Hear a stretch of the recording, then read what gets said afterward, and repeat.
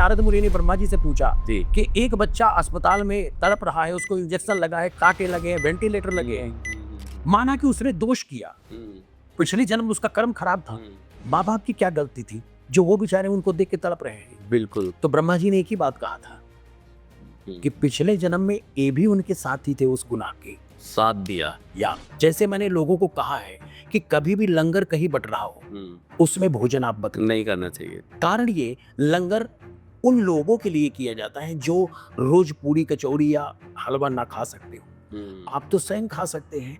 तो गरीबों का हक मत छीनो। ब्राह्मण, अग्नि और जल, हाँ। ये कभी अपवित्र नहीं हुए। ओके। ब्राह्मण मरनी कराता है, विवाह कराता है, अग्नि से चिता जलती है जी, और हवन होता है, खाना बनता है जी, और जल इसको हम पीते भी और शौच भी करते हैं। शौच भी करते हैं। तो इसलिए ये कभी भी अपवित्र नहीं माना गया है। लक्ष्मी ने साथ अपने पुराण में कहा है कि मैं आती हूँ बहुत कष्ट दे करके और जाती हूँ तो इज्जत लेके चली जाती हूँ। मैं किसी की सगी नहीं और मेरे लिए लोग सगों को भी छोड़ देते। आज हम जिस टॉपिक पे बात करने जा रहे हैं वो इतना प्रैक्टिकल टॉपिक होगा कि वो चीजें आपको बहुत ज्यादा हेल्प करेंगी, क्योंकि हम लोग ना जिस चक्रव्यूह में रह रहे हैं, जिस दुनिया में हम रह रहे हैं, वो सारी दुनिया में प्रैक्टिकलिटी नहीं है। वो कहीं ना कहीं वो चीजें हमें अंधविश्वास की ओर लेके जाती है। हमें दूसरों का दिखावा मानना पड़ता है, हमें दूसरी चीजें जो लोग कर रहे हैं उसके हिसाब से चलना पड़ता है। तो अब हम जिस टॉपिक्स पे बात करने जा रहे हैं, हो सकता है कि उन टॉपिक से आपकी चीजें बहुत सारी खुल जाएं, बहुत सारे दिमाग की जो हमारी चीजें हैं वो क्लियर हो जाए। तो आज की चीजें जरूर सुनिएगा, आपको बहुत ज्यादा नॉलेज मिलने वाली है, क्योंकि हमारे बीच में आज कोई छोटी मोटी शख्सियत नहीं बैठी है। इन्होंने BHU से ग्रेजुएशन किया है और गुरुकुल में प्रोफेसर रहे हैं, पंडित GS शुक्ला जी। तो इनका यहाँ आना, इनका मिलना ही अपने आप में बहुत बड़ी चीज है। तो पंडित GS शुक्ला जी से अब हम थोड़ी देर में ही बात करना चाह रहे हैं, जो कि हमारे समक्ष आ चुके हैं। आज हमारे सामने गुरुकुल के प्रोफेसर पंडित GS शुक्ला जी बैठे हैं। पंडित जी राधे। नमस्कार जी। कैसे हैं आप? बहुत बढ़िया। आप गुरुकुल में प्रोफेसर रहे हैं जी, और आपने BHU से ग्रेजुएशन भी की है। यस, बहुत बढ़िया। BHU से ग्रेजुएशन करना एक अपने आप में बहुत बड़ी चीज होती है पंडित जी। जी जी जी।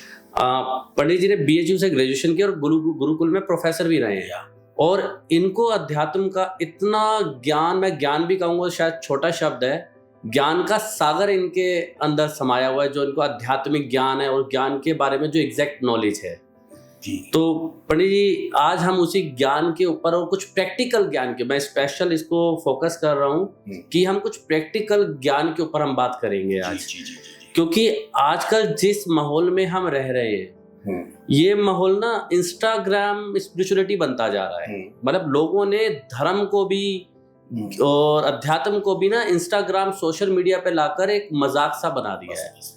तो हम उसको आज थोड़ा सा क्लैरिफाई करना चाहते हैं, क्योंकि ये चीज वही व्यक्ति बता सकता है जिसको असली अध्यात्म का ज्ञान हो जी। क्योंकि आपने गुरुकुल में पढ़ाई करी है, फिर आप उसके प्रोफेसर भी रहे हैं, तो आपसे बेटर कोई नहीं बता सकता। कोई बात नहीं है। तो पंडित जी, मेरा पहला क्वेश्चन ये आता है इसमें कि हर साल में एक बार पितृपक्ष आता है जी, जिसको नॉर्मल लैंग्वेज में श्राद्ध कहा जाता है। श्राद्धों में हर कोई अपने पितरों की पूजा करता है, उसको जो उनका जल तर्पण करते हैं, भोजन कराते हैं। जी जी जी। और कई लोग इस चीजों को नहीं मानते, वो नॉर्मल श्राद्धों पितृपक्ष को भी नॉर्मल दिनों के अंदर लेकर रूटीन वर्क करते हैं। तो मैं इस पे थोड़ा सा ना क्लियरेंस चाहता हूँ, मतलब जो बंदे हैं कईयों के अलग अलग व्यू आते हैं, तो क्या ये पितृपक्ष की महत्वता क्या है? क्या वास्तविकता में ये पितृपक्ष किसी ना किसी इंसान के उससे रिलेटेड है या नहीं है? जरूर है। अब इसके विषय में आपको खुलासा करना चाहूंगा। जो पितृपक्ष आता है, हाँ जी, ये तो 15 दिन का ही होता है। 15 दिन का होता है जी, बिल्कुल होता है। अब कुछ लोग कहते हैं कि हम गरीबों को खिला दें, कुछ लोग कहते हैं कि हम दान करके आ जाएं। हाँ, देखिए, गरीब को खिलाना, दान करना, दोनों एक ही बात है जी। पितृपक्ष अब जैसे होता है हमारा पिंड के द्वारा है। अब ये मानते हैं कुछ लोग कि मैं जो पितरों को खिलाता हूं या पंडितों को देके आता हूं, क्या उन तक पहुंचता है? एक सवाल उठता है। जब बच्चा माँ के पेट में होता है तो उसके साथ में एक इतना बड़ा नली के साथ में मांस का पिंड होता है। बच्चे के पेट में? नहीं, माँ के पेट में, माँ के जिसमें पेट बच्चा बधा हुआ होता है नाल के साथ। जी जी जी। एक चीज, उस में ना कोई दांत है ना आंत है। बिल्कुल ठीक है। अब वो कैसे चूसण करके बच्चे को पोषकता दे रहा है, जी, सोचने वाली बात है। बिल्कुल सोचने एक की से बात। इसी तरह जो हम सूर्य को जल देते हैं, तो कुछ लोग कहते हैं क्या सूर्य को जल मिलता है? जी जरूर मिलता है। हमारी श्रद्धा, हमारी विश्वास जो हम कर रहे हैं, सूर्य ही आत्मा का प्रतीक है। अच्छा। कहते हैं ना, जिसकी कुंडली के अंदर में सूर्य दूषित हो, उसकी आत्मा ही खराब होती है। अच्छा। लोग कहते हैं ना कि यार आत्मा से इसका कुछ नहीं है, तो विचार करना। दूसरी चीज होती है लोगों का कहना कि पंडित जी, मैं थाल लेके पंडित तो कोई मिला नहीं जी। अब एक ही श्राद्ध में कई पंडितों को कई घर जाना है जी, ये भी दूषित है। ध्यान दीजिएगा, बिल्कुल। एक पंडित सिर्फ एक ही घर श्राद्ध करेगा, खाएगा, और दूसरा वो श्राद्ध खाने के बाद अपने घर में भी शाम को खाना नहीं खाएगा। उसके दिए हुए दक्षिणा से कोई तंबाकू, कोई बीड़ी या ऐसी कोई नशीली चीज नहीं खाएगा, और वो तखत पे सोएगा, गायत्री मंत्र का रात में जाप करेगा। तो उस पितृ का जो दिया गया, खिलाया गया है, उसको भी लगेगा और पंडित को। अब ये होता है कि पंडित तो मिलते ही नहीं है जी, तो क्या करूं, गौ को दे आओ, दीजिए, जरूरी है। बिल्कुल। 5 तो हमारे रखे गए हैं। सूर्य, ध्यान दीजिएगा, सूर्य, विप्र, कपिला, स्वान, काकभूषण जी, ये हमारे 5 पिंडों में तर्पण किए जाते हैं। अच्छा। तो अब मंदिर लेके कई बार थाली जाते हैं कि पंडित जी मैं मंदिर ले जाके दे आऊं, पंडित वहां होंगे, खा लेंगे। सवाल एक उठता है, पितृ का अर्थ प्रेत होता है। पितृ का अर्थ प्रेत होता है के, और प्रेत कभी मंदिर में नहीं जाता। प्रेत कभी मंदिर में नहीं जाता। इसलिए हमें किसी ब्राह्मण को बुला के या किसी ब्राह्मण के घर अपना भोजन जाके दे आए। गौ को खिलाना तो हमारे उसमें है ही है जी, हमारे शास्त्रों में है, ये बिल्कुल है। तो इसलिए पितरों के प्रति जो हम तर्पण, अब एक सवाल उठता है, अगर आपने पितरों को खुश किया तो तुम्हारे घर की उन्नति, अवनति, पुत्र प्राप्ति, हर चीज बड़ी अच्छी दृष्टि से होगी। ओके। अब ना मानो तो कह रहे हैं कि मेरा 4 साल का लड़का मेरे बस में नहीं आ रहा है। जी जी जी जी, हर चीज के लिए जिद कर रहा है जी, मतलब वो उसके विचार, हमारे पितृ अगर रुष्ट है तो हमारी अवनति प्रगति में बाधा बन जाती। ये मैं नहीं, ये वेद कहता, मणिरत्नम की किताब भी यही कहती, मणिरत्नम की किताब भी यही कहती जी। तो ये पितरों का हमारा एक बात है। और दूसरी चीज मैं ये भी कहना चाहूंगा कि कभी कभी होता है कि पितरों के लिए बड़ा भाई करे या छोटा भाई करे, बीच वाले का मतलब नहीं। तो मैं ये भी कहना चाहूंगा कि जब धन का बंटवारा होता है, प्रॉपर्टी का बंटवारा होता है जी, तो क्या बड़े भाई को ज्यादा मिलता है? बिल्कुल ठीक कह रहे हो आप, सबको बराबर। इसलिए हमारे पितरों के लिए, हमारे पूर्वजों के लिए, जिन हमारी पुण्य आत्माएं हैं, जिनके हम वंशक हैं जी। अब कई लोग ये भी कहते कि गोत्र क्या होता है? गोत्र किसे कहते हैं? कहते होता होगा, कश्यप लिख दो, ये गोत्र हम किसके वंशक चले आ रहे हैं, किसके वंशज चले आ रहे हैं। वो गर्ग ऋषि के हैं, कश्यप ऋषि के हैं, भरद्वाज ऋषि के हैं, वशिष्ठ ऋषि, मतलब किस ऋषि के हम वंशक हैं। तो गोत्र का अर्थ वंशक से होता कि हम उस कुल के वंशक हैं। तो ये समझना हमारे लिए बहुत जरूरी। ठीक है, ठीक। बड़ी जी, अभी आपने एक चीज बताई मुझे, मैं उस चीज को नोटिस कर रहा था, सुन रहा था बहुत, कि अगर एक ब्राह्मण, अगर एक पंडित किसी के यहाँ श्राद्ध के लिए जा रहा है तो एक ही घर में जाना चाहिए। लेकिन आजकल मैंने जो देखा है कि एक पंडित 10-10 घरों में श्राद्ध के लिए जाते हैं, तो क्या वो, देखिए पहली बात तो वो पंडित ही नहीं है जी, वो पंडित नहीं है। एक लिखा गया है, दौड़ भाग जो धाव के खावा, समझ लो असुर तुम्हारे घर आओ। ओके, विचार करिएगा जी, ये हमारे वेदों में लिखा है कि सतयुग के सारे राक्षस कलयुग में ब्राह्मण बनेंगे। ब्राह्मण का अर्थ ये होता है जो उसके थाली में गया वो चुपचाप ग्रहण किया, इधर उधर वो ना झांका। और यहां तो मैंने ब्राह्मणों को देखा है जी कि गुटखा उनके मुंह से गिर रहा है जी, पान खा रहे हैं, तंबाकू डला हुआ है जी, तंबाकू सुरभि गाय का मांस है जी। इसलिए जो ब्राह्मण तंबाकू और गुटखे का उपयोग कर रहे हैं वो ब्राह्मण नहीं है, सिर्फ पाखंड है। ओके। और कितने लोग भी आते हैं श्राद्धों के टाइम में चंदन लगा के घूमते हैं, उनको तर्पण कराने की विधि नहीं मालूम है। ओके। कि हम पहुंचे और सीधा लिए और सीधा खाए, लो दक्षिणा दे दो और ये वस्त्र दे दो और धन दे दो, मैं चलूं जी। जब हम पितृ करने जाते हैं तो हमारा पिंडों के साथ उनका तर्पण कराना होता है। ओके। ऐसे क्यों नहीं शिव जी को हम जल चढ़ा देते, मंदिर में क्यों जाते हैं? हाँ क्योंकि एक पिंड है, शिव जी का एक पिंड है, जी। तो उस पिंड पे हम जलाभिषेक करते। इसी तरह पितरों को करने के लिए वो 5 पिंडों का तर्पण होता है। ओके। अरे मेरा भी और बहुत लोगों ने जानने की इच्छा होती है एक सवाल के लिए, वो ये है कि जब हम मंदिर जाते हैं, आजकल चाहे छोटे मंदिर हो या कोई सिद्ध पीठ भी हो, बड़े से बड़े मंदिर, सिद्ध पीठ, आप सारी चीज जानते हैं, तो वहाँ के जो पुजारी होते हैं, वहाँ के जो पंडित होते हैं, वहाँ के जो ब्राह्मण होते हैं, वो मुंह में कुछ ना कुछ सुपारी, गुटखा, कुछ ना उसका सेवन करते रहते हैं। आपने भी देखा होगा, कभी आप जैसे मंदिर जाते हैं, हर कोई मंदिर जाता है, तो उसका सेवन करते रहते हैं।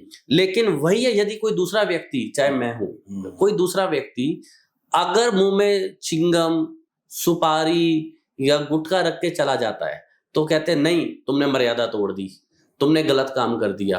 ठीक है, क्या भगवान वहां पे, मतलब ये डेफिनेशन दी है भगवान जी ने कि जो मंदिर के अंदर मूर्ति स्थापित शक्ति पीठ के साथ बैठा है, वो इन चीजों का सेवन कर सकता है? जो दर्शन करने आ रहा है, जो दूर से हाथ जोड़ के भगवान को नमन और प्रणाम कर रहा है, वो नहीं कर सकता?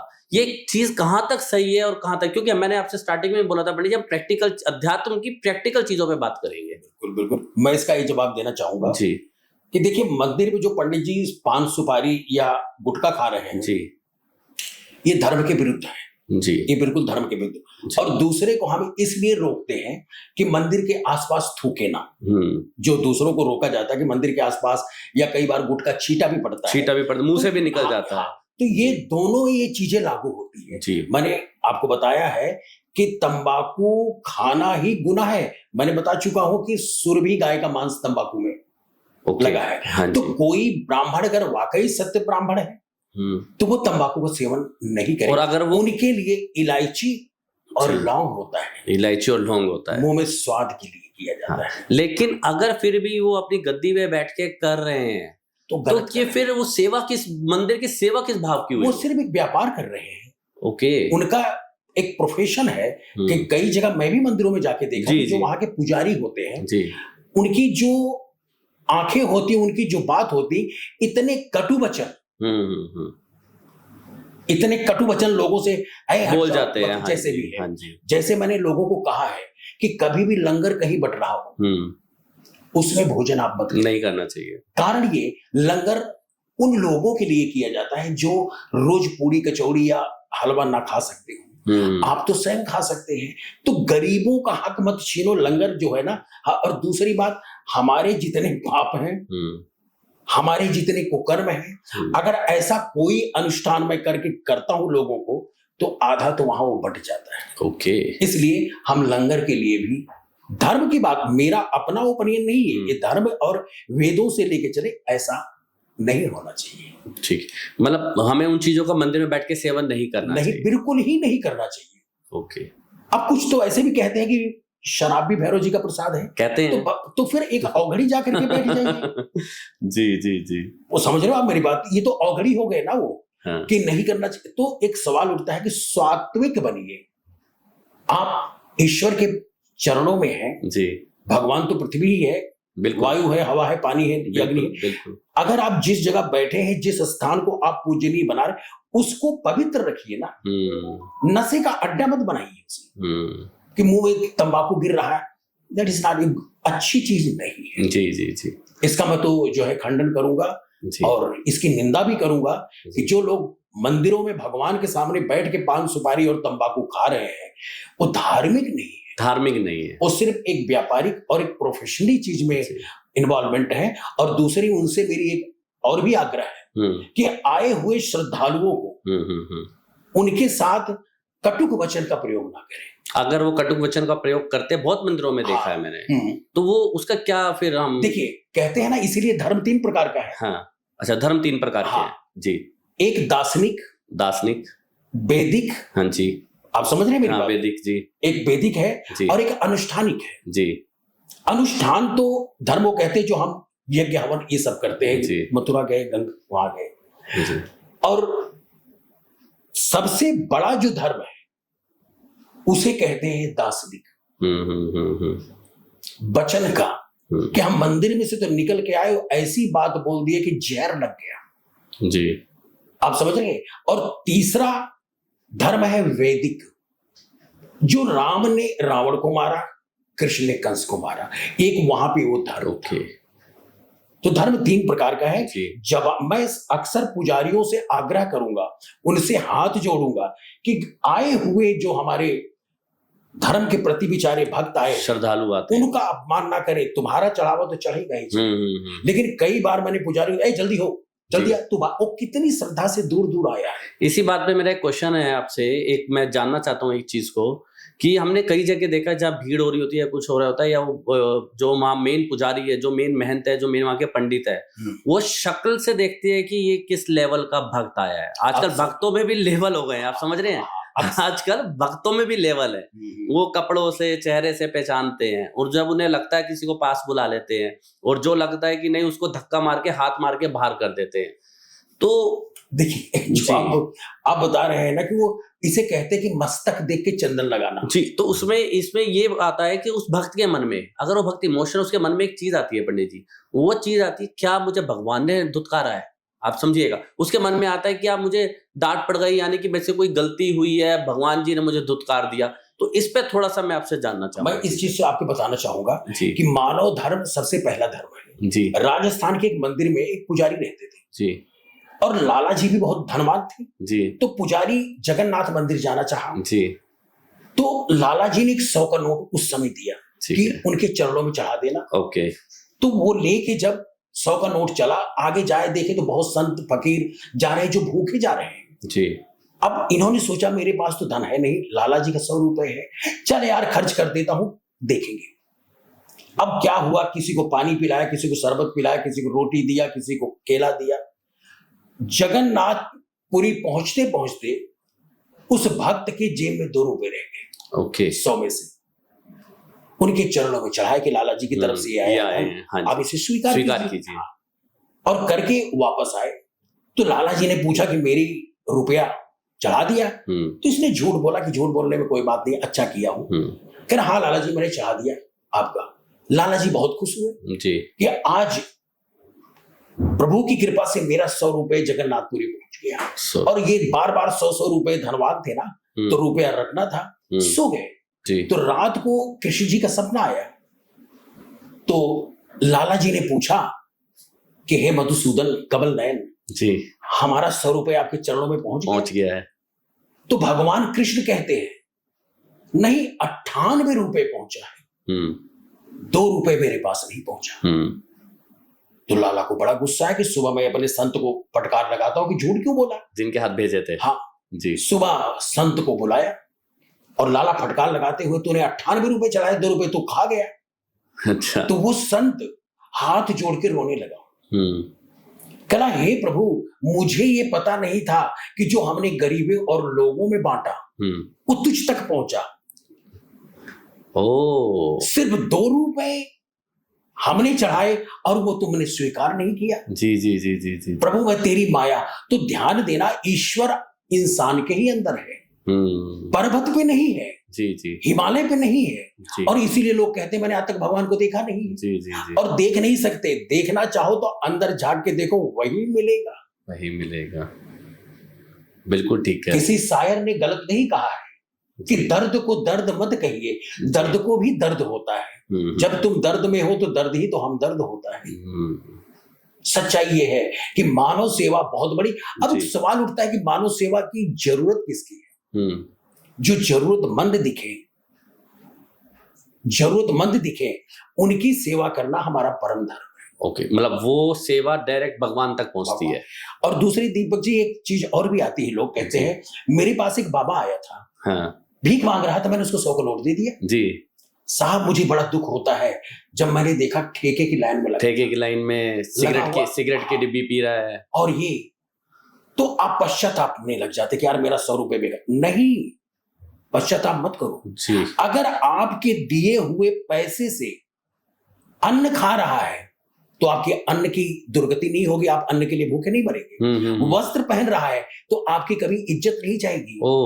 और अगर वो दारू लेके पी रहा है तो समझो तुम्हारे ऊपर राहु का कष्ट था, भैरव जी का प्रसाद लेके चल दिया। ओके, इसीलिए लोग कहते हैं कि हरिद्वार जाते हैं हम सोना डालते हैं। हाँ, अरे पंडित जी, तरह मैं सोना डाला, लेकिन होता क्या है कि लोग डुबकी मारते हैं और सोना निकाल लेते हैं। तो अगर सोना वहां रहता होता तो अब तक हरिद्वार की गंगा सोने से होती। बिल्कुल आपने इधर काल डाला। एक बात मैं और कहूंगा जी। कि स्वर्ण काल का दूसरा रूप है। सोना जो है, इस पे परीक्षित राजा ने स्वयं कहा है, मदिरालय और सोने पे इसके ऊपर काल बसा हुआ है। ओके तो जब अब सोना आप डालते हैं और दूसरा मल्लाह उसमें घुस के निकलता, तो आपका ग्रह वो लेकर के, और हम सोचते हैं दान देने के बाद भी कि हाय ये तो हमने डाला हो, तो आपकी उसमें आत्मा तो अटकी रह गई है। दान जब हम करते हैं तो कभी कभी हम कालर उठाते करते हैं, बिल्कुल दिखा के करते हैं सबको। कहते हैं जहां गया धन वहीं गया मन। आप चले जाओ सुबह मंदिर में 10 रुपए चढ़ा के आए, तो रात को आप रिकंसाइल करेंगे तो आपका जो दिमाग, आंखें मंदिर में गई, और वही 50 रुपए दे के मांस खरीद के लाए, तो शाम को सोचे 50 कहाँ गया, तो कटे हुए चीथड़े में ही आपका दिमाग गया। बिल्कुल ठीक कह रहे हो। तो जब आप दान कर रहे हैं, ये मत देखिए कहां जा रहा है। पानी है, गड्ढे में भी जाएगा, गंगा में भी जाएगा, उसका तो कारण ही है बह करके निकलना है। हमें उसमें मोह नहीं करना कि ये दारू पी लिया, ये क्या किया। पर जी इससे एक माइंडसेट और आता है, जो मेरा भी माइंडसेट था, जैसे अभी आपने बताया उससे पहले का जो माइंडसेट है कि अगर मैं किसी जवान को दान कर रहा हूं, मैं जो किसी को दान करता हूँ, बिल्कुल ही बुजुर्ग होता है, बिल्कुल ही बच्चा होता है ताकि वो दूध पी ले, बुजुर्ग होता है ताकि वो अपना पालन पोषण पे खाना पीना खा ले। अभी आपने चीज बताई, अगर कोई मदिरा का सेवन कर रहा है, लाइन में रख के आपने उसे 100 का नोट दिया, 50 का नोट दिया, तो वो आपका राहु का भाव जो प्रभाव है उसको कम कर रहा है। तो पंडित जो फिर बंदे तो ऐसे सबको, जितने भी पीने वाले हैं जो मांगते हैं रोड पे, सबको पैसे देने चले जाएंगे। सवाल जी, हम पीने वाले को नहीं दे रहे हैं जी, हम एक भक्त, एक गरीब की दान दे रहे हैं जो हमसे भीख मांगने आया है। हाँ, अब एक दारू वाला तो आप हर चौराहे पे मिल जाएंगे, लोगों के घरों में बैठे हो, कई तो अपनी पत्नियों को पीट पीट के पैसे मांगते हैं। वो भाव नहीं है। किस भाव से कौन क्या चाहा। अब आप क्या समझ रहे हैं, ब्राह्मण श्राद्ध खाता है, वो ब्राह्मण का ही पेट है। एक श्लोक कहा है हमारे गोस्वामी तुलसीदास जी ने कि खात खात गिर गिर पड़े फिर भी उठ उठ खाए, असली ब्राह्मण वो है जो खात पियत मर जाए। ये जो कुछ दुनिया के पाप हैं, दुनिया के कुछ ऐसी चीजें हैं, वो एक ब्राह्मण ही पेट में हजम कर सकता है। जी जी जी।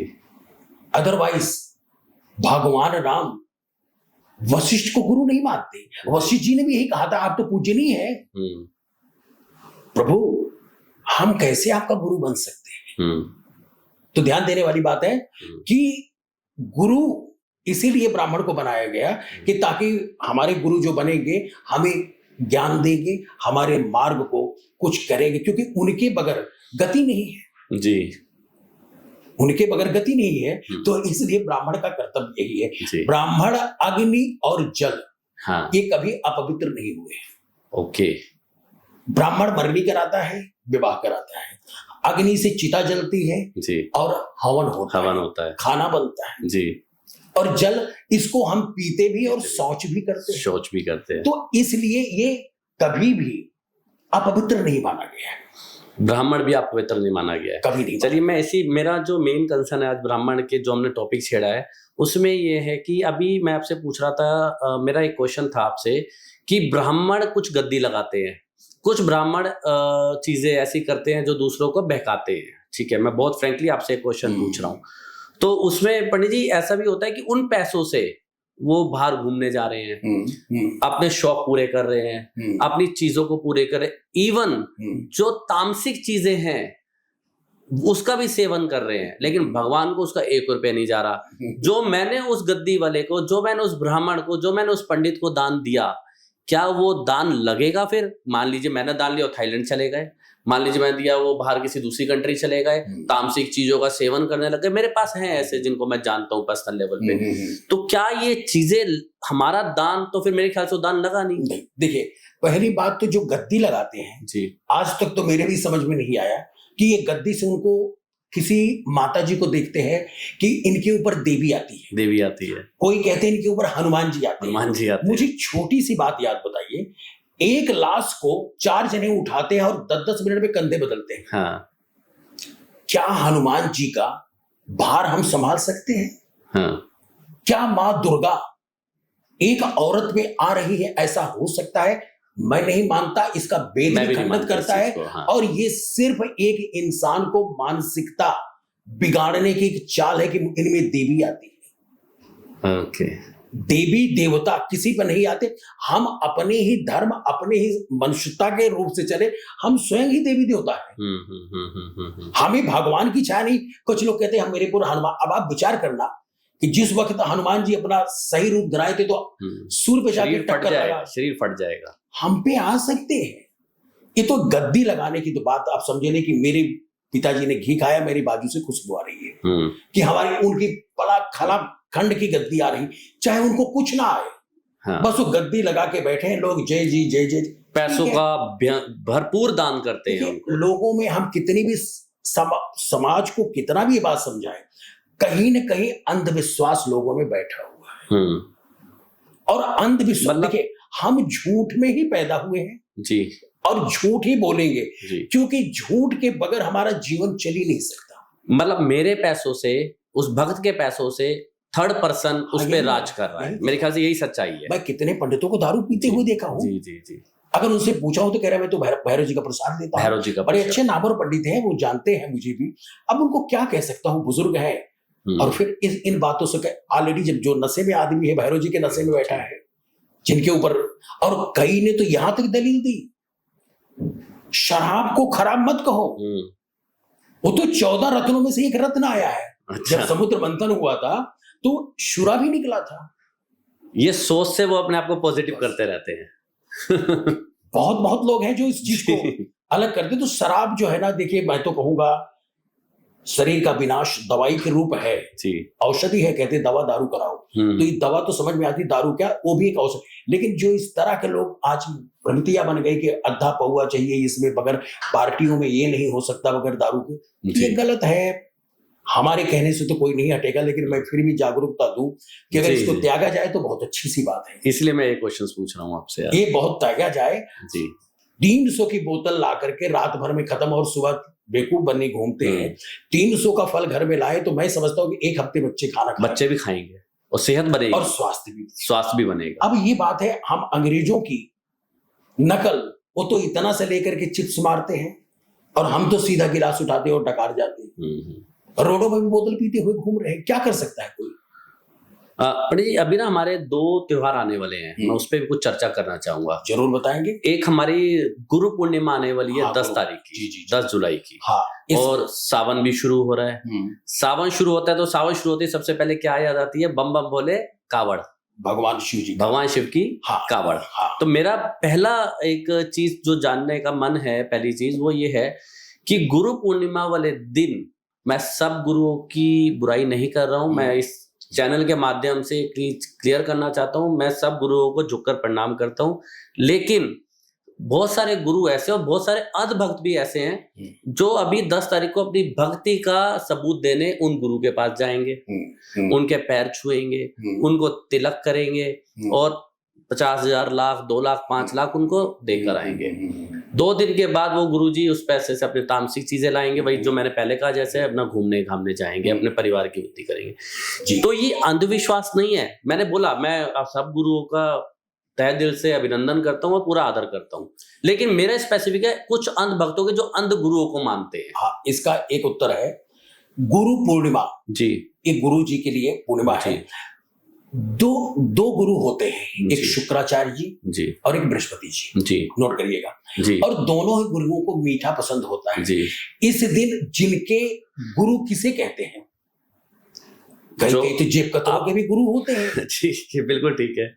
आप समझ रहे, ठगों के भी गुरु होते हैं। अगर आपके घर के परिवार के जो धर्म के मार्ग पे जी आपको सात्विक चीजों से अवगत करा रहा है, जो आपका गुरु है, जिसकी आप घर में पूजा पाठ तमाम सारी कर रहे हैं, इसलिए उस दिन उनको वस्त्र, मिठाई, जो अपनी श्रद्धा है, दान।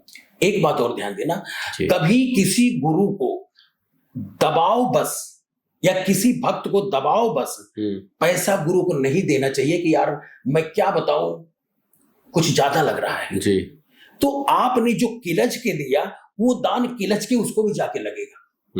अब दूसरी बात है, आज की डेट में जो पंडित बनता है वो सोचता है कि मुझे कितना कमाई हो जाए, कितना कमाई हो जाएगा, माइंडसेट ये है। एक सवाल ये है, कई पंडित हमसे भी मिलते हैं जी कि आप जैसे विद्वान के तो कम से कम 3-4 कोठी होनी चाहिए जी।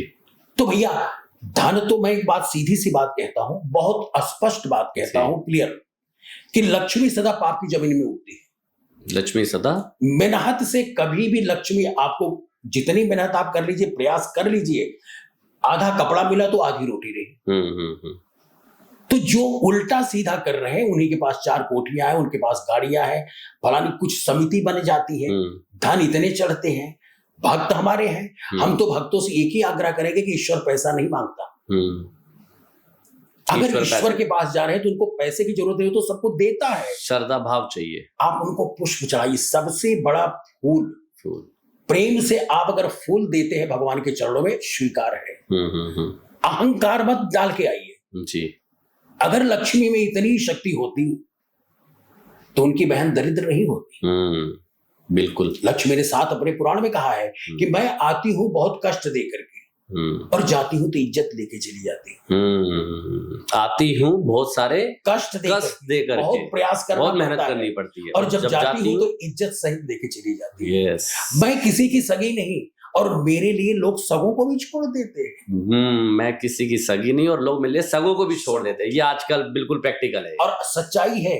तो जितने ये कई धर्म गुरु हैं जिनका ये करे भैया ऐसा करियो कि इतना ये करना, ये मुंह टेढ़ा करके पान टपक रहा है, ये तो वो कपड़ों पे भी छींटे आ रही है। मैं उनकी बुराई नहीं कर रहा हूं, उनके इस सभ्यता, उनके इस कर्म, उनके इस प्रोफेशन, उनकी आंखों में एक प्यास दिखती है जी। अगर आपके पास भक्त आया है, क्या कह रहा है उसको सुनो, लेकिन आधे को तो यही नहीं पता होता। मुझे बड़ी शर्म की बात आती है कि पंडित जी दिवाली के दिन पूजा करा रहे थे, तो किसी ने उनसे पूछा कि पंडित जी लक्ष्मी के साथ तो विष्णु होते हैं, ये गणेश जी क्यों हैं? तो उनका रहे, तू चुप रहे, पति पत्नी है। हाँ, कई कहते हैं बताइए, पति पत्नी है उन्हें ये नहीं पता कि हर पूजा से पहले गणेश जी की पूजा की जाती है। इतना जब उन पंडित जी को नहीं पता है तो फिर हम क्या बताएं? अपना भविष्य नहीं देख पाते और दूसरे के भविष्य लगते हैं बताने के लिए। मेरा है उसमें एक, आज मुझे पूछनी है आपसे ये। जी बताइए। तो अभी मेरा एक और आपसे जानने का मन है चीज, वो है कि अब कावड़ आ रही है और हमारा बहुत बड़ा पर्व होता है, भोले बाबा की बहुत बड़ी शिवरात्रि होती है।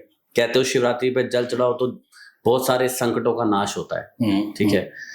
लेकिन उसी तरह में उसी शिवरात्रि में कुछ भक्त ऐसे हैं जो कावड़ लेने हरिद्वार तक, गंगोत्री तक पैदल जाते हैं, पैदल आते हैं वहां से।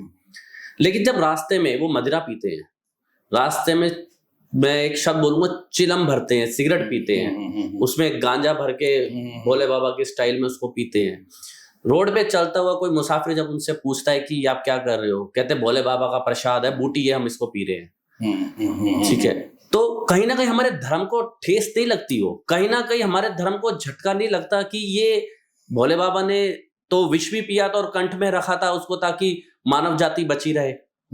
तो आप पियो के देखिए चूहे मारने की दवाई। उसमें एक सवाल ये उठता है जी, हमारे धर्म के कुछ ऐसे मुद्दे हैं जी जिनके ऊपर अगर आप कुछ कहना चाहें तो लोग आपको गाली देने लग जाएगा, बिल्कुल देने लग जाते हैं पत्थर। क्योंकि अक्सर मैंने भी देखा है कि कांवर लेने के लिए उसमें भक्त 10% होते हैं जी, बाकी उद्दंड लोग होते हैं। उस समय उनमें से कोई अपराधी पे अगर घुस गया है तो पुलिस नहीं पकड़ सकती, क्योंकि एक वो धर्म के आड़ लिए हैं। रही बात चिलम पीने की, तो मुझे एक व्यक्ति ये बताया कि शंकर भगवान को चिलम लगा के दिया किसने, या शंकर भगवान कौन से पर्वत पे खड़े होकर चिलम पी रहे थे, किसने देखा, कहाँ लिखा है? ये तो एक नशेड़ी ने कुछ खाया तो धतूर खाया, भैया शंकर जी भी खाते थे। हाँ। भाई कहाँ प्रमाण है? कहाँ प्रमाण है? कोई प्रमाण तो हो ना कि चिलम पीते हुए किसने देखा था शिव जी को जी। तो अगर उनको कहो तो कुछ भक्त नाराज हो जाते हैं, क्योंकि उन भक्तों में भगवान में नहीं चिलम में इंटरेस्ट है, चिलम में इंटरेस्ट है, तो इसलिए तो उनको पर्दा है, बस आड़ ले ली गई। हाँ, आड़ ले ली गई है। अब कितने लोग प्रेम करते हैं, अगर उनको डांटा जाए कि भाई तू 4 जने से अफेयर तेरा चल रहा है, हाँ। तो कहे कृष्ण भगवान के तो 16,000 गोपियां उनसे थी, बहुत सखियां थी। आप समझे नहीं दलील, यहाँ पे दलील देके बड़े अच्छे अच्छे दलील दे रहे हैं, लेकिन एक सवाल उठता है कि भगवान ने किसकी, उनके वजह से जो गोपिकाएं थी उन्होंने खुद आग्रह किया था, खुद आग्रह किया था। लेकिन बात वो नहीं, यहाँ तो अफेयर करना है, बस भगवान कृष्ण के ऊपर लगा दो, राम के ऊपर लगा दो, सीता के ऊपर लगा दो, जो भी जैसा मिला मौका मार दिए। हम थोड़ी थे, सीता भी तो भाग गई थी। जी जी। अरे भैया सीता कैसे भाग गई थी? तो एक जने कहते हैं जब लक्ष्मण जी ने रेखा खींची थी, क्यों तोड़ के गई? सीता का अपना दिल था। भाई धर्म के मुद्दे पे जिसने कुछ बात कही उसके पीछे लोग लट्ठ लेके पहुंच गए। क्यों? उसके पीछे लॉजिक नहीं समझ रहे हैं, धर्म का लॉजिक नहीं समझ रहे हैं। धर्म एक ऐसी चीज है कि इसके बगैर हमारा संसार नहीं चल सकता। हमारा संसार में डगमगा जाएगी, क्योंकि धर्म के आड़ में एक मां समझते, एक पत्नी समझते, एक पुत्री समझते, एक पोती समझते हैं। अगर हम धर्म नहीं मानते तो हम बहन को अपनी स्त्री तो नहीं माना जा सकता। कि धर्म एक ऐसा कानून बनाया कि इसके अंदर में रह के हमें रहना है। अब नशे में कोई खुश है, उसको भगवान उसमें दिख रहे हैं तो ठीक है। मैं यही पूछना चाहता था, जब वो अपना जो भी मदिरा सेवन या अपने गांजा जो भी पी के वो आते हैं, और जब वो आके वो शिवलिंग पर जल चढ़ाते हैं और कोई बुजुर्ग बच्चा वहां खड़ा तो उसे हाथ पकड़ के धक्का देते हैं, भोले आ गए, भोले आ गए, भोले आ गए, हट जाओ, रास्ता साफ कर दो। क्या वो जल हकीकत में, वास्तव में वो भाव वाला जल, भाव भरा जल माना जाएगा भोले बाबा को? मेरे ख्याल से नहीं माना जाएगा, नहीं माना जाएगा। अक्सर देखिए जो बड़े बड़े संत महात्मा हैं, वृक्षों के नीचे बैठ के तपस्या कर रहे हैं जी, शिव पे वो कहीं लिंग पे जल तो नहीं चढ़ाने जा रहे हैं। थम्स लिया अंगूठा, उसके ऊपर जलाभिषेक किया। हम आपसे एक बात कह रहे हैं, आपके अंदर 14 भवन है शरीर में, तो ईश्वर भी आपका कहां बैठा हुआ है? हमारे ही अंदर है। ऋषि मुनि कहीं भटकते नहीं। अब कुछ लोग कहेंगे मैं तो वैष्णो देवी की माता मंदिर जाना चाहता हूं, हे मैया मुझे करोड़पति बना दो। अगर करोड़पति बनाते तो सब कटरे में बैठे हुए होते हैं। अगर ना बनाया तो अरे यार कुछ नहीं है माता। हम अपने स्वार्थ के लिए किसी देवी देवताओं को भी बदनाम करते। ये ध्यान देना कि कोई देवी कोई देवता जितना मर्जी सर पकड़ लो, जितना मर्जी फूल चढ़ा दो, धन नहीं देंगे। धन तो आपके कर्म से आएगा। इस चीज में मैंने एक चीज सुनी है और जो मैं मानता भी हूं, अपनी लालच से मंदिर मत जाइए, भगवान से मत मांगो, भगवान को मांगो। कि भगवान आप हमारे साथ रहो, आप हमारे साथ खड़े रहो। भगवान से मांगोगे तो नहीं मिलेगा, भगवान को मांगोगे तो मिल जाएगा। वो तो आपके अंदर ही विराजमान है। जी, जी। बस कहते हैं कि कस्तूरी कुंडल बसे मृग ढूंढे बनवाई, ऐसे घट घट राम है दुनिया जानत ना। बिल्कुल आपके अंदर ही वैसे, बस उसको खोज लो, और जिसने खोज लिया वही परमात्मा के चरणों में जाके बैठ गए। जी जी जी। बाकी ये सब लगाना, डमरू बजाना, आंखें लाल करके बैठना, रुद्राक्ष की माला पहन लेना, अंगूठियां पहन के बैठ लेना, तो ये तो एक अट्रैक्ट करने की बात होती है। हाँ। सवाल ये उठ जाता है कि ये तो अट्रैक्ट करने की बात है, दिखावे की बात है। दिखाना है हमें कि हम भक्त है। जितनी ज्यादा चीजें पहनेंगे उतने ज्यादा भक्त दिखेंगे। बहुत ज्यादा बन के घूमना। हाँ। अब लोग कहते हैं, हम इसमें जैन धर्मियों से जरा अपील करेंगे कि इसको बुरा ना लेना। हमारे वेदों में भी लिखा है कि अगर नंगे होके भगवान मिलते होते तो जानवर नंगे ही है। ये मैं नहीं कह रहा हूं, गरुड़ पुराण की बात कह रहा हूं। अगर फल फ्रूट खाने से भगवान प्राप्त होते तो बंदरों का आहार ही सुबह से लेकर शाम तक। और अगर कीचड़ भभूति में लगाने से ईश्वर मिलता होता तो सुअर कीचड़ में ही लेटे रहते। पवित्र मन को पवित्रता से धो दीजिए, गंगा स्नान करने की आवश्यकता नहीं पड़ेगी। अगर पवित्रता से, और अगर गंगा आपके पाप धोती होती तो पाप रहा कहां? फिर तो आप इधर पाप किए, उधर गंगा जी में डुबकी लगा लो, खत्म हो गया। पाप फिर रहा कहां? तुरंत खत्म हो गया।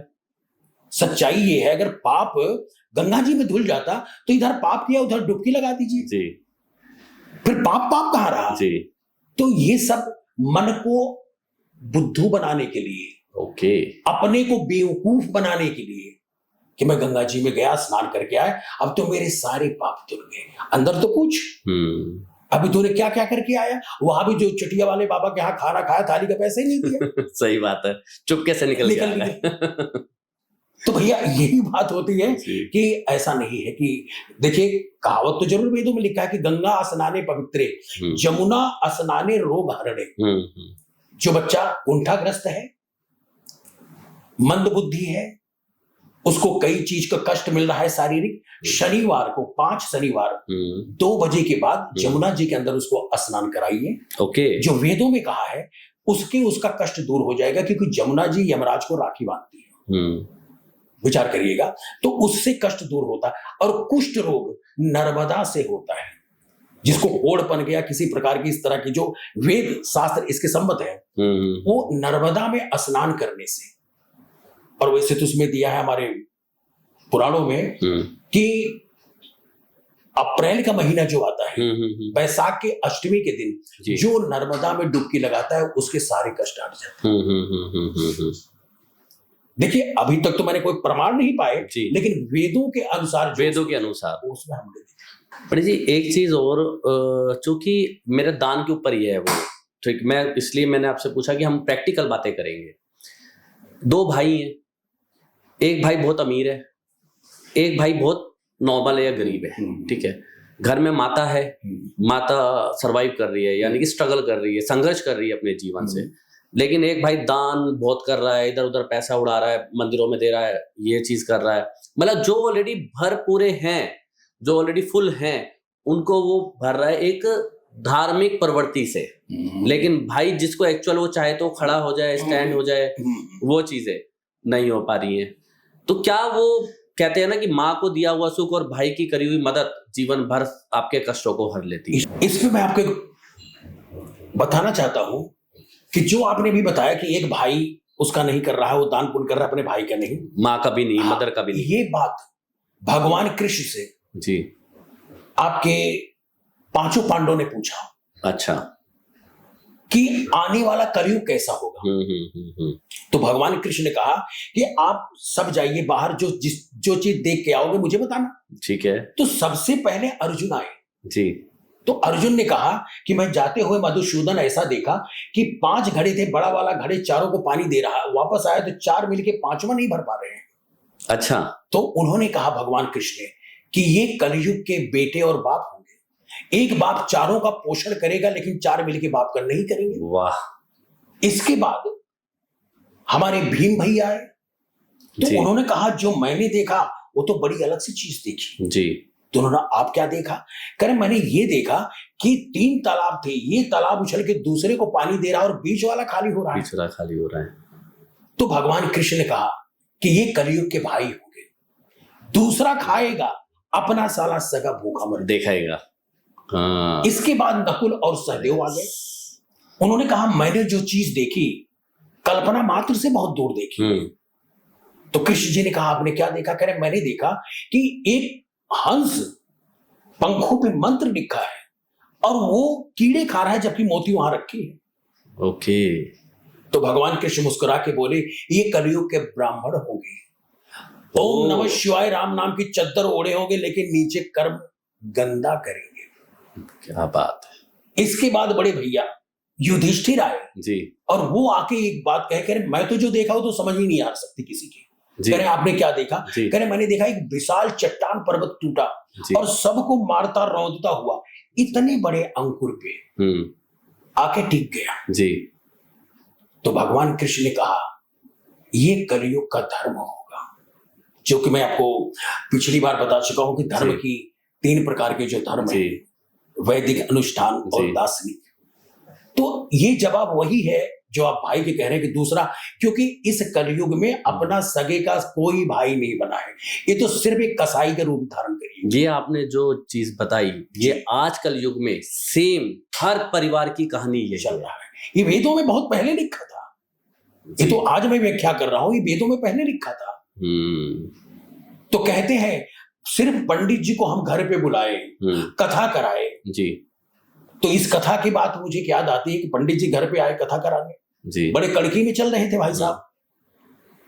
तो जब कथा करने बैठे तो थोड़ी देर में चौधरी साहब ने कहा कि जरा मेरे दामाद आ गए हैं, दोबारा से करते तो उनको भी आनंद आ जाता।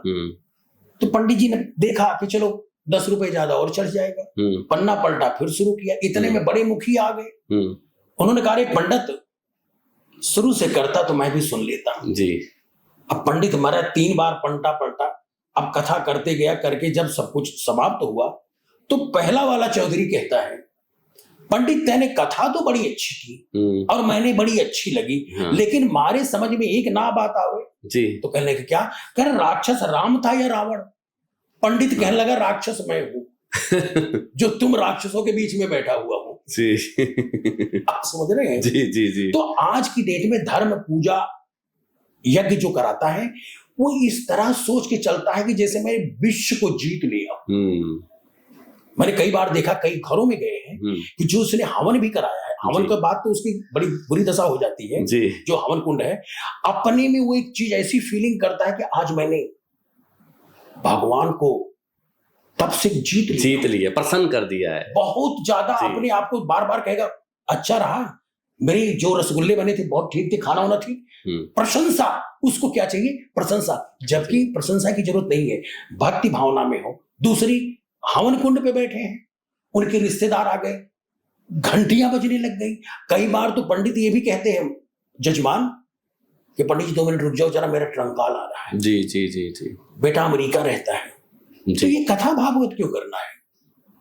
इससे अच्छा मैंने एक धर्म के लोग मेरे पास ऐसे भी आते हैं जिनके पास समय नहीं है, वो संकल्प देके पैसे देके चले जाते हैं कि साहब मेरे पास उपस्थिति नहीं है बैठने का, आप मेरे नाम से जरा कर। क्या वो लगता है? जरूर लगेगा। अच्छा। आपका श्रद्धा, आपका दिया हुआ विश्वास, चाहे हम वहां उपस्थित ना हो, अगर नहीं उपस्थित है, अगर वो ब्राह्मण उसमें खोट करता तो उसका दोषी ब्राह्मण होगा। ओके। डॉक्टर के पास देखिए 2 चीज, एक संकल्प होता है, एक समर्पण होता है।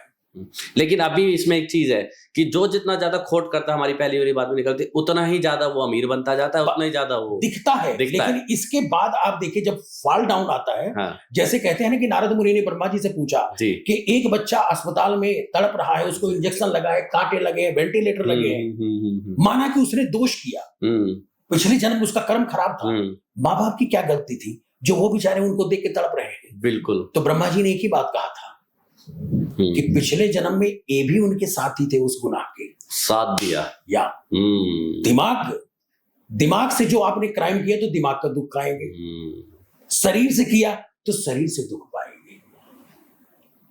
कलयुग में खुद ही भगवान ने कहा है, नारायण ने कहा है, इसी जन्म में कर्म का सारा फल भोग के ही जाओगे, अगले जन्म में भोगने के लिए आपके पास टाइम नहीं है। जी, आप समझ रहे हैं? अगले जन्म में आपके पास भोगने का टाइम, सब कुछ यही स्वर्ग है, यही नर्क है। मन आप कुटिया में भी है, क्या कुटिया में रहने वाले झुग्गी में हंसते नहीं? हंसते हैं। जहां आपकी मन संतुष्टि है, जहां दिल आपका बहुत अच्छा लगा है, वही स्वर्ग है। और घर में बहुत कुछ होता, किचकिच मची हुई है, तो भाई साहब ये नरक का दरवाजा ऑलरेडी खुला है। नरक आसमान में नहीं है, यही है। यहां से जाके सूर्य जाओगे, फलाने जाओगे, दिखा जाओगे, सीढ़ी नहीं है। अच्छा। सूर्य से ऊपर एक ग्रह और भी है। अच्छा। जिसको मंदाकिनी भी कहते हैं हम। ओके। आज जब आप यहां से 30 साल पहले की घटना अब वहां हो रही होगी। अच्छा। आज से 30 साल की घटना, पहले की घटना वहां हो रही होगी। अभी सूर्य पे कोई सर मुड़ा रहा है। हाँ। तो लेकिन जो आपने पहले देखा अभी वो बाल में ही दिखेगा जबकि उसका सर मुड़ चुका है। जी, जी। तो कुछ चीजें देखिएगा, सूर्य की किरणें धरती पे पहुंचने में कम से कम 8 मिनट लेती है। 3 सेकंड, 8 मिनट 3 सेकंड, उनसे ऊपर है वो। विचार करिएगा, 30 साल पहले अगर आप यहां से वहां पहुंच सकते हैं तो आप हो सकता है आज जो आप 15 साल के थे, आपकी चीजें अब भी धरती पे दिखाई देती होगी। ये ब्रह्मांड है, और आजकल के बैठे बैठे लोग खुद ही ब्रह्मा जी बन गए। खुद ही ब्रह्मा जी बन गए, सारा ज्ञान मुझे पूज, मुझे पूज, खुद कहते हैं। कई पुजारी कहते हैं कि मुझको पूज। हाँ। भगवान में क्या रखा है मेरे जो। हाँ, यही है। अच्छा पंडित जी, एक चीज और है, मैं एक चीज जानना चाहता हूँ, मतलब बहुतों के लिए भी चीज है और मैं भी एक चीज के बहुत उत्सुक हूँ जानने के लिए। एक ही परिवार के 2 व्यक्ति या एक ही सर्कल के 2 दोस्त सेम भगवान को मानते हैं, उतना ही समय भगवान की पूजा में वो व्यक्ति देता है, उतना ही समय भगवान की पूजा में दूसरा व्यक्ति देता है, ठीक है ना? उतनी ही सेवा मंदिर में जाके वो करता है, उतनी ही सेवा वो बंदा भी करता है। दोनों बंदे बराबर भगवान जी की पूजा कर रहे हैं बचपन से, दोनों बड़े हुए अभी भी कर रहे हैं, दोनों ने साथ स्कूलिंग की जब भी कर रहे हैं, कॉलेज स्टार्ट किया जब भी कर रहे हैं।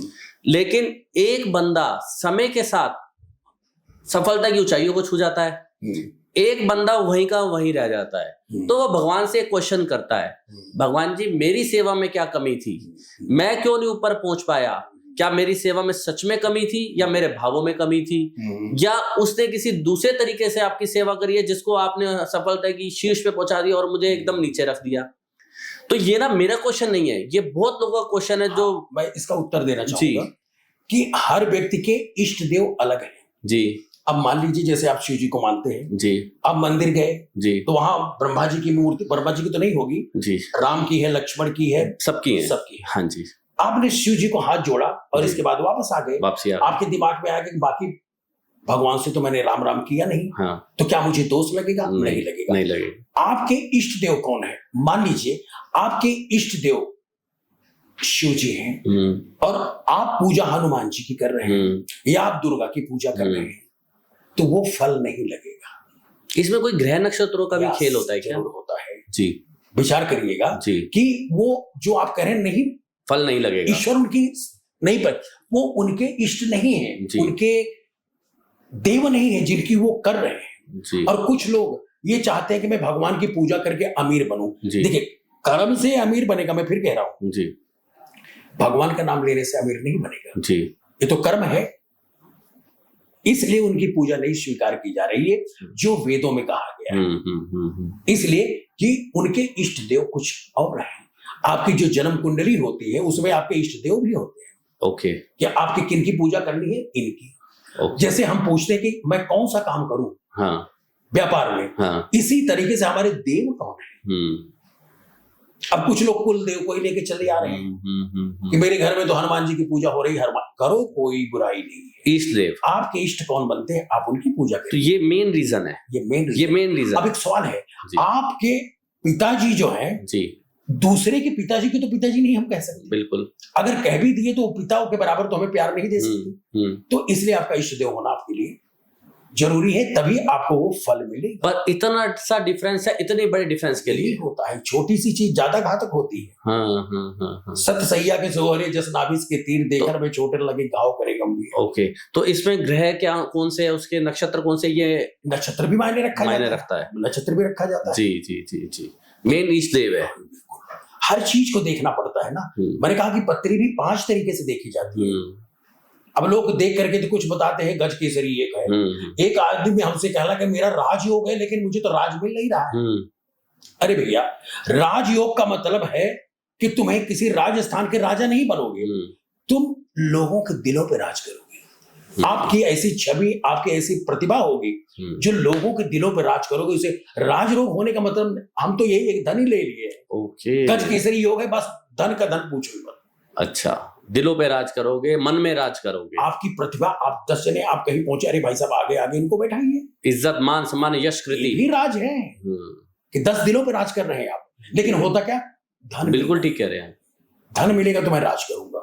क्योंकि ये अंधविश्वासी डाला गया है ना। जी जी। जब पंडित जी आपकी पत्री देख के मुस्कुरा के देखेंगे चश्मे के ऊपर से कि भैया तुम्हारे में तो गज केसरी हो गए, अरे पंडित जी और बताओ। मुझे तो ये समझ में आता है कि हाथ देख के बताते क्या है ये।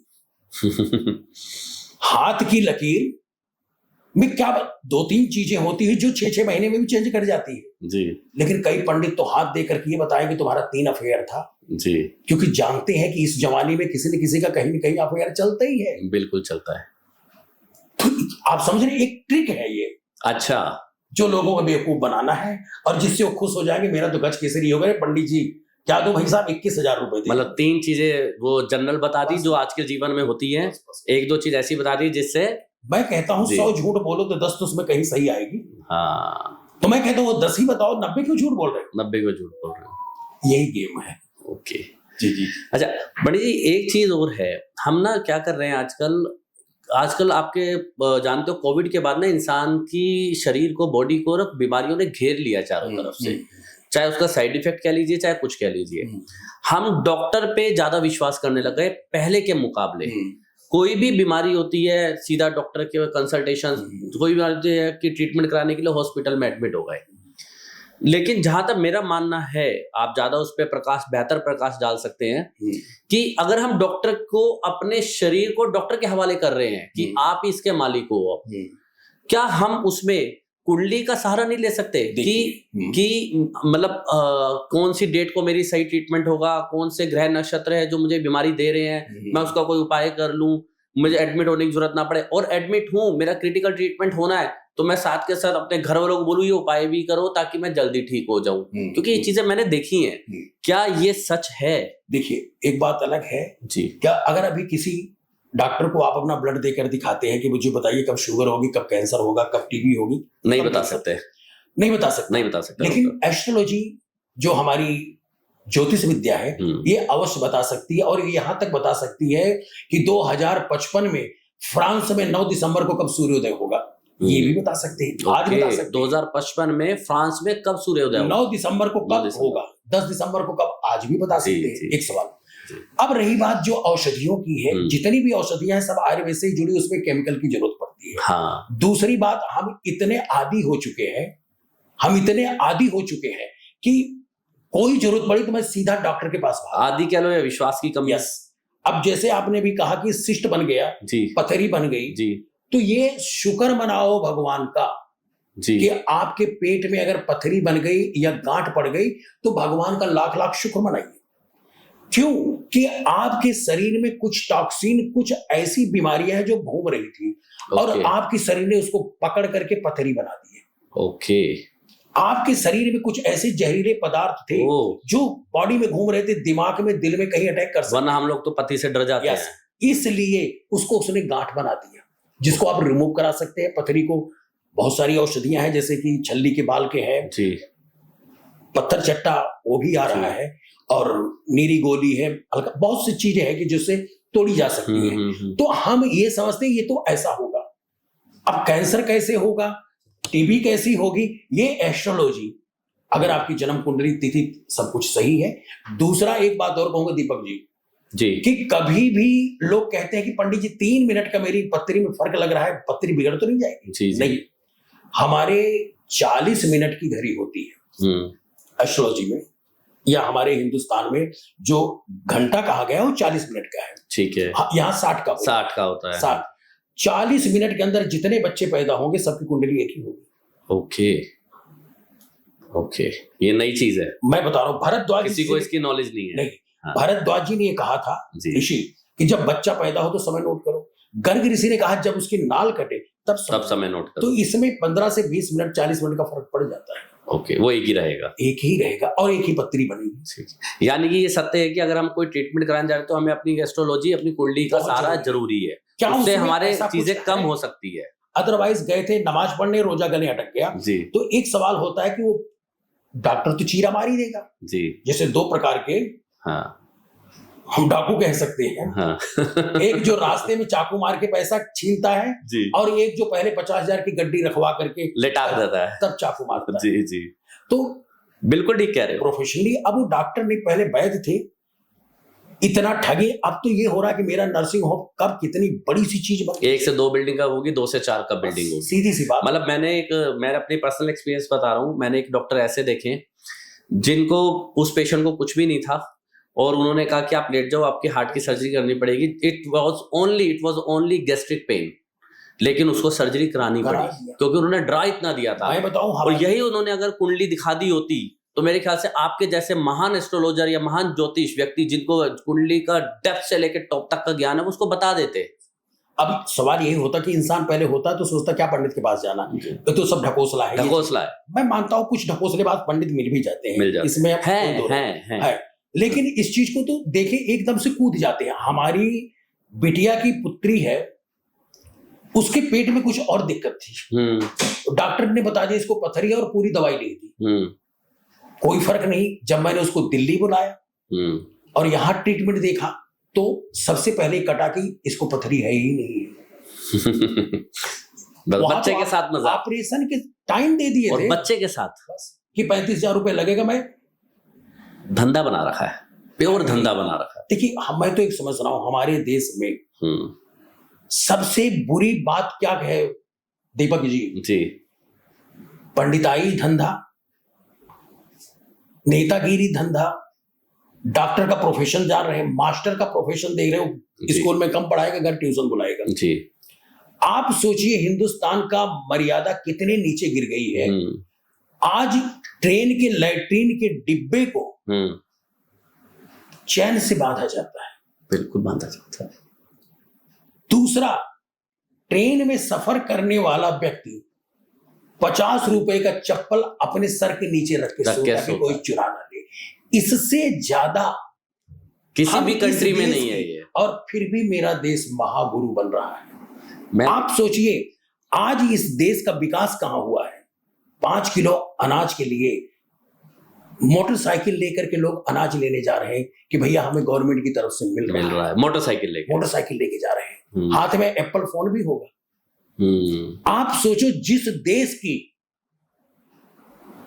लैट्रिन का डिब्बे में भी चैन लगाना पड़ रहा है, नहीं तो लैट्रिन का डिब्बा ही लेके चले क्या जाओ। मेंटेलिटी है। और 50 रुपए का चप्पल सर के नीचे रख के सो रहे हैं। मैं पंडित जी 60-70 इंटरनेशनल कंट्री विजिट किया है मैंने एक छोटी से छोटी कंट्री में भी ये चीज नहीं देखी जो आपने बोला कि एक ट्रेन में लैट्रिन के डब्बे को चैन से बांधा जाता है, चप्पल को सर के नीचे रख के सोया जाता है। आप सोचिए कि हमारी कितनी गिरी हुई, आज 70 साल आजाद हुए, 80 साल हो रहे हैं, ये इन चीजों में बदलाव नहीं आया। आज हम 5 किलो चावल पे, 5 किलो राशन पे हमारी स्थिति है। हम कितनी उन्नति कर रहे हैं, लेकिन नहीं जी। 10-10 हजार रुपए के लिए औरों को मार दिया जाता है, 5-5 हजार रुपए के लिए। सीधा मैं बता तो रहा हूँ। बाकी तो जैसा है हम कहेंगे भगवान सबका भला करे जी। इसी में अपना भला है। जब सबका भला होगा तो अपना होगा, सबका भला नहीं हुआ तो हमारा भला नहीं होगा, क्योंकि नोचेंगे हमें। पंडित जी एक अंतिम क्वेश्चन मेरा आपसे है, मैंने आपका बहुत समय लिया, लेकिन एक अंतिम क्वेश्चन है मेरा उन लोगों के लिए क्वेश्चन है जो बेचारे मतलब आज से 10 साल पहले भी एक 15 से 20 हजार रुपए की नौकरी कर रहे थे, आज भी वो 15 से 22 हजार रुपए की नौकरी पे हैं। ठीक है, मेहनत पूरी कर रहे हैं 12 घंटे की, समय पूरा दे रहे हैं, बच्चों से उतनी दूरी अपने ऑफिस में समय व्यतीत कर रहे हैं, लेकिन वो एक लेवल पे नहीं पहुंच पाए। देखिए उन बेचारों की 22 हजार रुपए 15 साल पहले भी सैलरी थी, आज भी वो 15 से 22 हजार रुपए सैलरी है, तो उनका ना विकास नहीं हो पा रहा। तो इसका क्या रीजन हो सकता है कि पंडित जी वो मतलब कुछ धार्मिक दृष्टि से, कुछ एस्ट्रोलॉजी की दृष्टि से उनका क्या चीजें हो सकती है जो वो आगे बढ़े? देखिए अगर हम धर्म के हिसाब से लें तो धर्म यही कहेगा गीता की तरह कि उनके कर्म थे इस तरह के। लेकिन अगर हम इसको लॉजिक तरीके से लेके चलते हैं तो वो संत है, उनमें छल नहीं है, आज कभी नहीं बढ़ पा रहे हैं। इसलिए नहीं, जो इंसान सात्विक छल से रहित होगा उसको जल्दी प्रगति नहीं मिल पाएगी। वो अब देखिए बहुत बढ़िया सच्चाई है। एक ठेकेदार दिमाग चलाता है जी, 5,000 रोज कमाता है, और एक बेलदार हथौड़ी चलाता है 500 रुपए पाता है। तो ध्यान देना वो मासूम है। लक्ष्मी को पाने के लिए मैंने आपसे क्या कहा है कि वो कर्म करने पड़ेंगे। जितने बड़े बड़े महल वाले हैं, जितने बड़े बड़े सोने में ढके हुए हैं, लग्जरी गाड़ियों से चल रहे हैं, सच्ची जरा उनके अंदर झांक के देखिए कि इतना पैसा कहां से है उनको। लेकिन मैं क्या चाहता हूं कि उनको कुछ ना कुछ दिमाग लगाना चाहिए अपने परिवार को बढ़ाने के लिए, लेकिन नहीं लगाते। लक्ष्मी की सवारी उल्लू है। हाँ, जहां लक्ष्मी जाएगी उल्लू भी साथ जाएगा। कौन सी चीज किसके दिमाग में बैठती है? पैसा आते ही फुदकता है। हाँ, बड़े एक क्वेश्चन है आपसे, एक सवाल है। रामायण में धोबी ने जब सीता मैया से अग्नि परीक्षा के लिए, राम जी से अग्नि परीक्षा के लिए बोला था सीता मैया की, तो ये कहां तक सही था और क्यों हुआ ये? इसका ये कारण है कि जब जिस समय सीता जी कुटिया में थी, राम लक्ष्मण भी थे जी, तो सोने का हिरण दिखाई दिया जी। वेदों के अनुसार देखिएगा, मां सीता ने सोने का विचार रखा मन में, तो उनको जो जेल कैद मिली वो भी सोने की लंका मिली। सोने की लंका मिली, बिल्कुल। तो जिस वक्त राम जाने लगे कुटिया को छोड़ के जी, तो उन्होंने कहा था सीता से कि जब तक करो निशाचर नासा तब तक करो अग्नि में वासा। कि जब तक मैं राक्षस को, निशाचर माने राक्षस, मैं जब तक राक्षस को मारने जा रहा हूं तब तक तुम अग्नि में वास करो जी। तो उनकी छाया रावण लेके गए। अब दूसरी बात, छाया लेके गए सीता जी को कौन ले जा सकता है? हाँ, विचार करिएगा।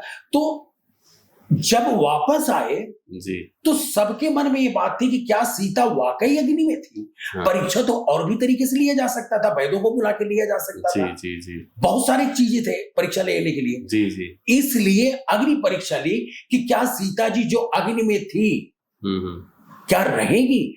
अदरवाइज और परीक्षण तो दूर की रही, अग्नि में उनको भगवान राम जानते थे कि सीता जल ही नहीं सकती, बिल्कुल तो अग्नि उनको नहीं जलाई। जी ध्यान देना, अग्नि को भक्षणी भी कहा गया है। पहले के जमाने में जो शिव पुराण के अंदर में है, अग्नि इंसान जल जाता था कष्ट नहीं, तो भक्षणी। मां पार्वती ने कहा था कि तू भक्षणी होगी। इसका एपिसोड में आगे आपको बताऊंगा कि क्यों उन्होंने ऐसा कहा था। तो वो दिखाने के लिए कि वो प्रतिभा आज भी वो उनका तप उस अग्नि के अंदर विराजमान है। ओके। कहते हैं कि सीता माँ ने जब खीर बनाया था जी तो दशरथ भोजन कर रहे थे, तो उनके खीर में इतना सा तीला गिर पड़ा। अच्छा। अब सीता माँ ने सोचा कि हमारे ससुर के खीर में तीला मिलेगा, क्या सोचेंगे। तो सीता माँ ने उस रसोई घर से ही अपनी एक आंख उस तिल पे रखी और तीला जल के खाक हो गया। ओ। तो जब ये बात दशरथ ने देखी तो उन्होंने एक बात कही थी मां सीता से कि बेटा कभी भी अपनी दृष्टि का पात मत कर देना, किसी को मत दिखाना, नहीं तो भस्म हो जाएगा। अदरवाइज तो सीता किसी को भी देख लेती तो भस्म हो सकता था। क्योंकि ये कुछ मां जगजननी है वो। यस। सीता कोई मामूली चीज नहीं थी जी, लक्ष्मी का ही दूसरा रूप था मां भवानी। तो इसलिए हम परीक्षा नहीं लिए थे। अरे अयोध्या वासियों की क्या हैसियत, एक राजा की रानी का परीक्षा लेंगे। बिल्कुल बिल्कुल। उन्होंने तो इस चीज को दिखाया, राम ने भी इस चीज को दिखाया कि मेरी पत्नी कितनी तपस्वी है, जो अग्नि के, मैं तो कह रहा हूं जल में बोल देती डूब जाती। वही सरयू नदी के किनारे एक राक्षस जी हनुमान जी को निकल गया था जी जी, और सीता मां के ही तप से उगलना पड़ा जी जी। तो विचार करना, सीता कोई मामूली हस्ती नहीं थी। हाँ। बाकी लोगों में पता नहीं क्या भ्रमतियां है वो। अरे एक राजा के रानी को कौन परीक्षा लेगा, मुझे बताइए। जी जी। धोबी तो एक माध्यम था जी, धोबी एक माध्यम था, और वो भी धोबी ने कुछ नहीं, उसने अपनी घरवाली को बोला जी, कहते मुख से सरस्वती टपकती है जी। रात भर जब इनके जलवे में थी उसकी पत्नी, जब सुबह घर गई तो धोबी ने कहा कि तू रात भर कहां थी, कह रहे वहां पे खुशहाली हो रही थी, जलवा। तो उन्होंने कहा मैं राम थोड़ी हूं जो अपनी पत्नी को रावण के घर भेज करके। उस चीज को दिखाने के लिए राम ने अग्नि की परीक्षा कही। अदरवाइज वो तो दिल में ही थी, जो आग थी उसको आग में कौन जला सकता है, कौन जला सकता है। कहा था राम ने, जब तक करूं निशाचर नासा, निशाचर माने राक्षस, तब तक करो अग्नि में वासा, कि तब तक सीता तुम अग्नि के अंदर वास करो, जब तक मैं राक्षसों का नाश मार करके ना आ जाऊं। तो ये पॉइंट्स हैं, लेकिन बहुत सारे लोगों को ये चीजें नहीं पता है।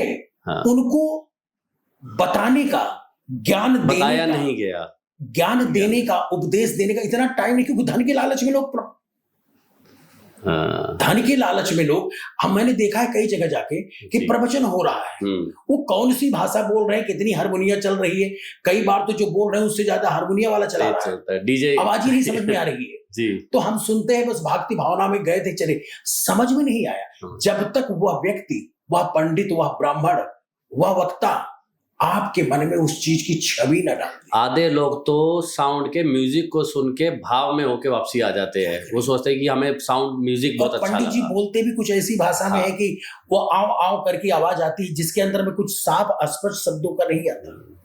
इसमें बड़ी एक चीज हो रहा है, बस मैं आपसे पूछना चाहता हूँ कि जो रामायण में मैंने पढ़ा भी और सुना भी है कि रावण ने स्वयं भगवान श्री रामचंद्र को यज्ञ कराया था, हवन करवाया था कि आप अपने शत्रु पर विजय प्राप्त करो। क्या ये सत्य है?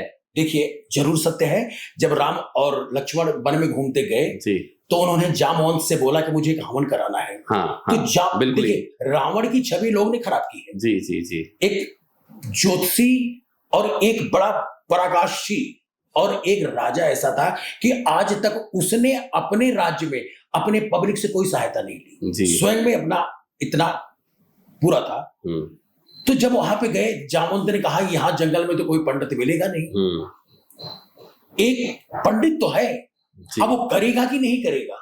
जी। तो जामवंत ने कहा, ओ राम ने कहा कौन है? हाँ। करे वो रावण है। तो राम ने कहा आग्रह करो। तो जब जामवंत रावण के पास गया और जब हाथ जोड़ा कि मुझे, तो समझ गए रावण, वो भी अंतर्यामी था। उसने कहा कि राम और लक्ष्मण ने भेजा है। तो उन्होंने कहा हाँ। करे अपनी विजय के लिए हवन कराना चाहते? कहते हाँ। करे ठीक है। तो उसने कहा कि आप कब आएंगे, मुहूर्त तो देखिए। मुहूर्त देखे, करें कि कल का है। तो करे ये भी बता दो कितने बजे का है। तो उन्होंने कहा कल सुबह 5 बजे का है। जी। तो जामवंत चलते चलते कहने लगे सामग्री क्या चाहिए हवन में, आप मुझे बता दो, मैं लेता हूँ। तो रावण ने कहा इस जंगल में कहां मिलेगा तुम्हें, मैं ब्राह्मण हूं, मेरा कर्तव्य है, मैं सामग्री लेके आऊंगा, 5 बजे मैं पहुंच जाऊंगा। इसके बाद जामवंत वापस आए, उनसे सीता की कुटिया में, मतलब जहां वाटिका में थी बैठी, वहां पे कल तुम्हें सुबह राम हवन कराने ही चलना है। तो सीता जी बड़ी खुश हुई, कहने वस्त्र वगैरह पहन के स्नान करके तैयार रहना, मेघनाथ रथ लेके आएंगे। 5 बजे एग्जैक्ट उनके घर पहुंच गए। जी, जंगल पहुंच गए, जहां पे राम जी कुटिया में पहुंच गए। उन लोगों ने अपना सब कुछ व्यवस्था बना रखी जी। तो रावण पहला क्वेश्चन किया कि आप विवाहित हैं? जी। तो राम ने कहा हमारे यहाँ विवाह का कोई प्रावधान नहीं, हम तो स्वयंवर से लाए हैं। तो कह रहे तुम्हारी पत्नी? तो राम ने कहा इस समय नहीं है। कह रहे आप जानते हैं कि बगैर पत्नी का यज्ञ नहीं हो सकता जी। कह रहे आप ब्राह्मण है, आप ही बताइए। तो उन्होंने कहा तुम्हारी पत्नी है। मेघनाथ से बोला कि ले आइए, सीता को लाकर उनके साथ बैठाए और इसके बाद यज्ञ हवन पूर्ण किया। जब संपूर्ण करने के बाद उठे तो राम ने हाथ जोड़ के दोनों भाई ने बोला कि दक्षिणा क्या दूं आपको। तो रावण ने कहा कि तुम्हारे पास है क्या? इन लोगों ने सोचा कि कोई तेल तस्कर कुछ ना कुछ हमसे मांगेंगे। हाँ। उन्होंने कहा तुम्हारे पास है, शक्तियां मेरे पास बहुत है। हाँ। मैं राजा हूं, धन भी मेरे पास बहुत है। हाँ। इस वक्त जंगल में तुम्हारे पास है क्या, क्या दोगे? हाँ। तो राम ने कहा ऐसे तो नहीं जाने दूंगा। हाँ। क्योंकि मैं क्षत्रिय हूं, आपसे मैंने कथा यज्ञ कराई है और आप ब्राह्मण हो, मुझे कुछ तो देना पड़ेगा। तो वहां पे रावण ने क्या कहा कि सुनो, अगर कुछ दे सकते हो तो जिस समय मेरी मृत्यु आए राम तुम्हें मेरे सामने उपस्थित होना पड़ेगा। असली कहानी ये है।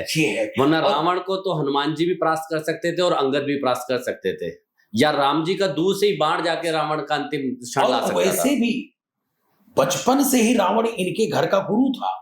चाहते तो राम जो अब तीर मारे पहले भी मार सकते थे, क्योंकि वो तो सृष्टि के मालिक है, उनको पता है क्या होना है। इसलिए हम रावण के विषय में ज्ञान नहीं, गलत सोचते हैं, ज्ञान नहीं है। और वो अधर्मी कुकर्मी नहीं था, बस कहते हैं कि जिसकी मति भगवान ही फेरते। हाँ।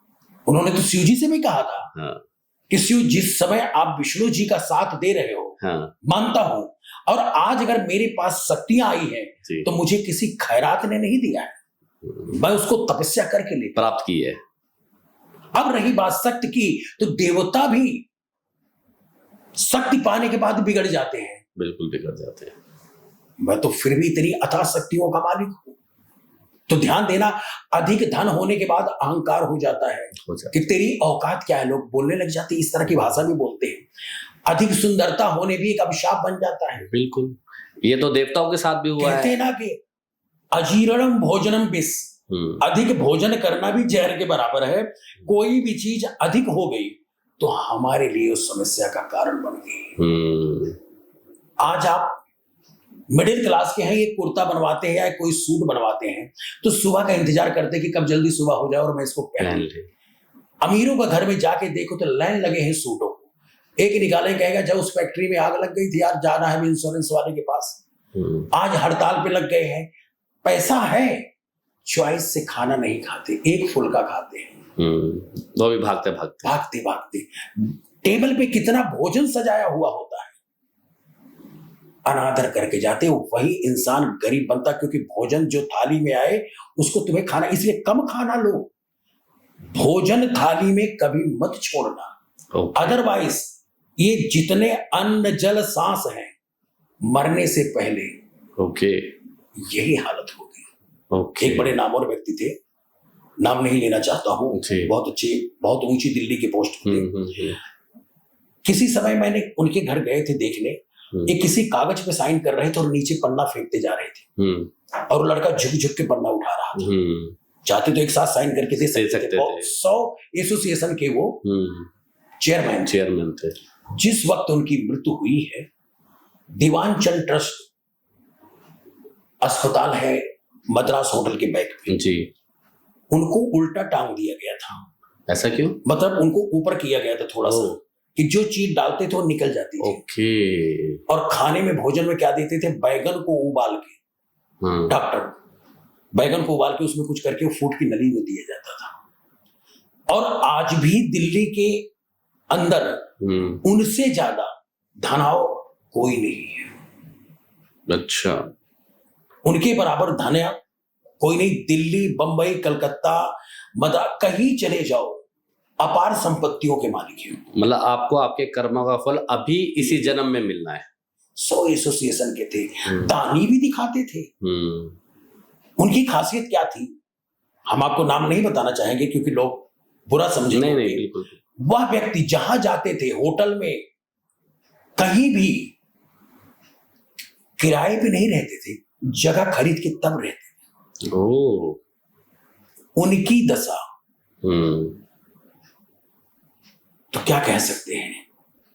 भगवान की यहां कहते हैं ना कि देर जरूर है, अंधेर नहीं। इसीलिए कहते हैं प्रभु सब कुछ देना तो देना, मेरे भाई एक ही चीज मत देना, अहंकार मत देना, क्योंकि ये सर्वनाश कर देगा। पंडित जी, आज आपसे मिलकर बहुत अच्छा लगा। जिस प्रैक्टिकल अध्यात्म की स्पिरिचुअलिटी की मैं बात आपसे करना चाह रहा था, जो सच्चाई है, हमने कोई भी बात ऐसी नहीं करी कि जिसमें हमने किसी के धर्म को ठेस पहुंचाई हो। हम सिर्फ जो अंधविश्वास आजकल हिंदुस्तान में बढ़ता जा रहा है, अंधविश्वास में पब्लिक बहती जा रही है, उसको थोड़ा उजागर करने के लिए हमने इन चीजों पे बात करी है। और आपने भी अपनी ईमानदारी से वो चीजों को उजागर करा है, जिससे बहुत लोगों को शायद हेल्प मिलेगी, उनकी आंखें खुलेंगी कि वो क्या कर रहे हैं और क्या एग्जैक्टली उनको करना चाहिए। तो आपने समय दिया, जबकि आपका समय मुझे पता है इतनी आसानी से नहीं मिलता। आप पूरे इंटरनेशनली दूसरी कंट्री में विजिट करते रहते हैं, तो मैंने आपसे रिक्वेस्ट किया, आप आए, मुझे बहुत अच्छा लगा और बहुत अच्छी चीजें आपने बताई जो मैं भी इम्प्लीमेंट करूंगा अपने ऊपर। और मैं चाहता हूँ जो भी हमारा चैनल, जो भी ये चीज लाइव देखेगा, पॉडकास्ट देखेगा, वो भी इन चीजों पे जरूर अमल करे। हम भी यही चाहते हैं कि जो सात्विक चीज, एक अच्छा इंसान समाज को बदल ले जी, ये बहुत बड़ी परिवर्तन की चीज है। बाकी धन दौलत तो आते हैं जाते हैं, ना कोई लेके आया है ना कोई लेके जाएगा। परमात्मा का बस स्मरण कर मस्त हो, अपने में व्यस्त हो, हमारी यही सबसे कामना है। और ईश्वर करे सबकी मनोकामना पूर्ण हो। जय श्री राधे, नमस्कार।